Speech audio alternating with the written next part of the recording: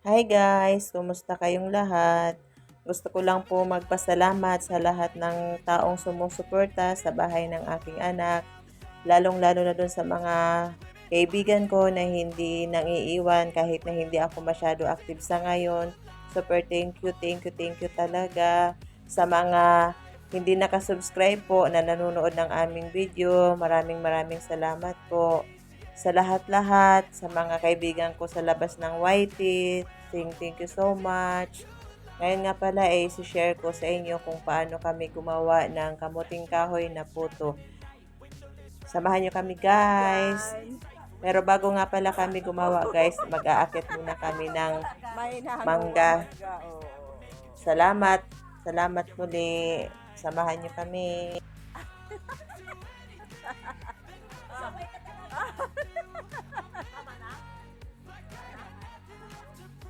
Anong ginagawa mo dyan?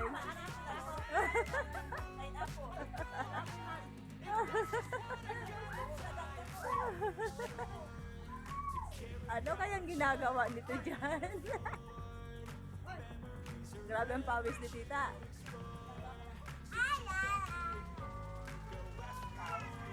Ayan na, ito oh. Oh. Ayan oh.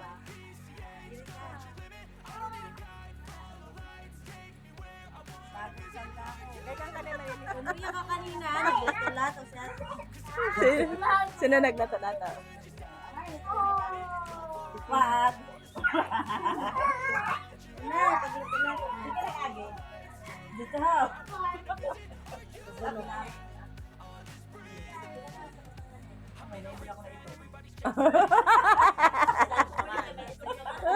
Kurong-kurong pa ho. Grabe yan. Hi na si Ashley ko.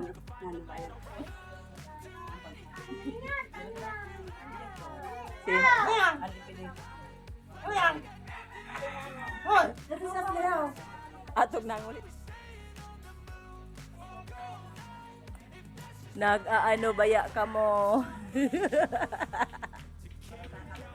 Para sa akat pili ho. Yadian bunga didi ho sa luwas.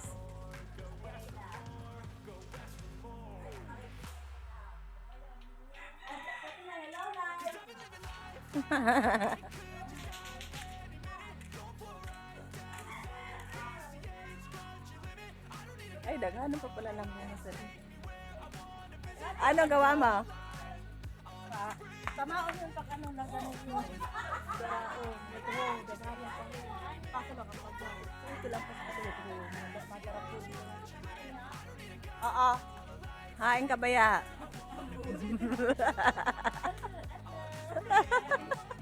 Dito ikaw na mo, daing ka. Yada pala no. Ano pa?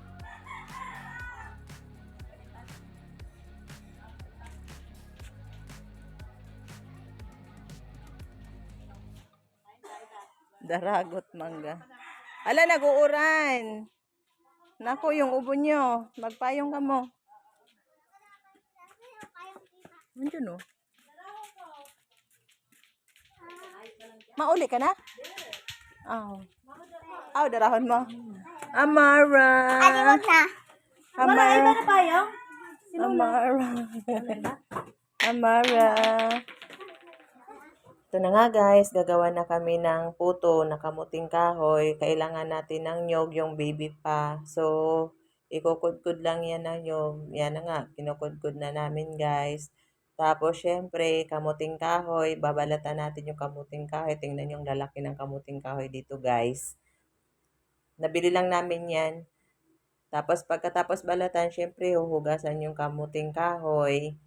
Pagka nahugasan na po natin yung kamuting kahoy, ikakayod po yan, ikakayod para matanggal po yung kanyang katas. Kaya lang hindi ko na nabidyohan yung pagkayod niya kasi nga, syempre busy din ako sa pakikipagmarites, charot lang. So, dito na namin yung ginawa sa Dirty Kitchen kasi ang init-init dun sa loob. So, yung kapatid ko nga pala yung gumawa niyan kasi siya lang naman yung marunong. Ito na nga guys, tapos na siyang ikayod at natanggal na rin yung katas niya. Kailangan gawin siyang ganyan, hindi ko alam kung paano. Basta, siya yung gumawa niyan, yung kapatid ko. Napakasipag ng kapatid ko na yan. Kaya lang mahirap din pala to guys gawin. Kasi manual talaga siya.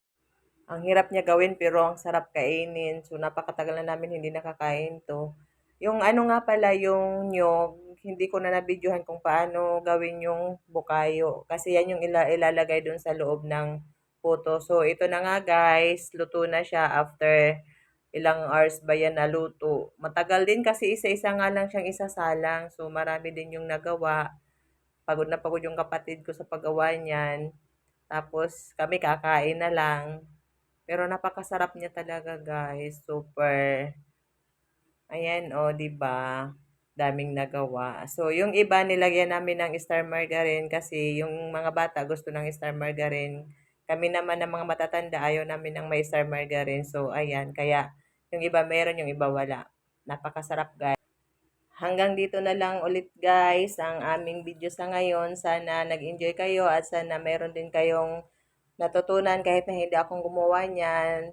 Super thank you ulit sa lahat. Salamat. Ayan guys, so napakasarap.